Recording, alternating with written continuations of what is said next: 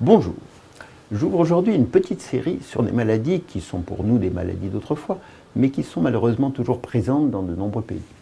Nous parlerons de la fièvre jaune, de la rage, de la peste et du choléra, qui hantent encore l'imaginaire collectif et pas sans raison, comme nous le verrons. Commençons par la fièvre jaune. À la fin de 2017, les autorités sanitaires françaises ont durci leur position quant à la vaccination contre la fièvre jaune pour les voyageurs atterrissant en Guyane. Le vaccin est obligatoire pour se rendre en Guyane. Mais en sus, les autorités ont demandé aux compagnies aériennes de ne plus accepter l'embarquement des voyageurs vaccinés moins de 10 jours avant leur départ. Selon le règlement sanitaire international de l'OMS, tous les pays où sévit la fièvre jaune doivent contrôler aux frontières la validité de la vaccination avant de laisser rentrer une personne sur leur territoire. La décision française en Guyane fait suite à une épidémie de fièvre jaune au Brésil et à un décès à Cayenne qui nous donne l'occasion de revenir sur ce fléau. La fièvre jaune donc sévit par épidémie depuis que la colonisation l'a découverte au XVIe siècle et l'a même ramenée en Europe. Mais ce n'est qu'à la fin du XIXe siècle qu'on a compris qu'elle était transmise par la piqûre d'un moustique, du genre Aedes en l'occurrence, comme le moustique tigre, mais cette fois ce n'est pas lui, c'est un cousin. Cette découverte a permis de faire disparaître la maladie en Amérique centrale grâce à des campagnes de démoustication. Fort de ce succès, on a mené les mêmes opérations de démoustication au Brésil, mais elles n'ont pas eu le même résultat. On s'est alors aperçu que le virus trouvait refuge dans la forêt, chez les singes, qui pouvaient à nouveau le transmettre à l'homme à travers les moustiques.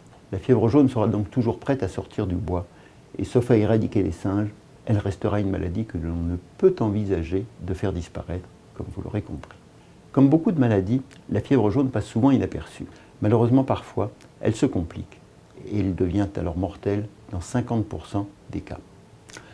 Comme la fièvre jaune se répand par épidémie, lesquelles sont d'autant plus sévères que les moustiques abondent dans la région et que les populations y sont nombreuses, elle est un vrai problème de santé publique pour les pays où elle sévit. La fièvre jaune touche l'Afrique subsaharienne et l'Amérique tropicale. Elle n'est pas présente en Asie. Elle peut toujours provoquer des flambées épidémiques où que ce soit dans le monde, si elle est ramenée par un humain. Le moustique vecteur est en effet présent partout et tout disposé à la transmettre. En France d'ailleurs, les derniers cas diagnostiqués l'ont été à Saint-Nazaire, il n'y a guère plus d'un siècle, et sur 11 cas déclarés, 7 sont décédés. L'Afrique a récemment connu des épisodes en Angola et en République démocratique du Congo. La dernière épidémie est brésilienne, en 2017, et elle a même été cause de la fermeture d'un parc national pendant le mois d'octobre.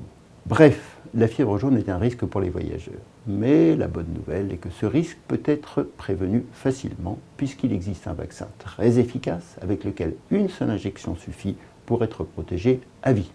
Attention toutefois, l'immunité s'installe progressivement et il faut donc le faire au moins 10 jours avant d'aller en zone à risque. Et si vous êtes prévoyant, 30 jours, c'est encore mieux. Comme nous l'avons dit au début, la vaccination est donc obligatoire dans les pays touchés par la fièvre jaune. Les contrôles sanitaires aux frontières se feront fort de vous le rappeler. Il faut donc impérativement vérifier si votre voyage nécessitera cette vaccination et emporter votre carnet international de vaccination. Petit conseil, à une même frontière, la vaccination peut être exigée si l'on vient d'un pays où sévit la maladie, mais pas si l'on vient d'un pays où il n'y en a pas. Exemple, pour aller de France au Brésil, la vaccination ne sera pas exigée. Si par contre vous arrivez de Colombie, de Guyane, de Bolivie ou d'Afrique, elle sera exigée. N'oubliez pas de vérifier. Merci, à bientôt.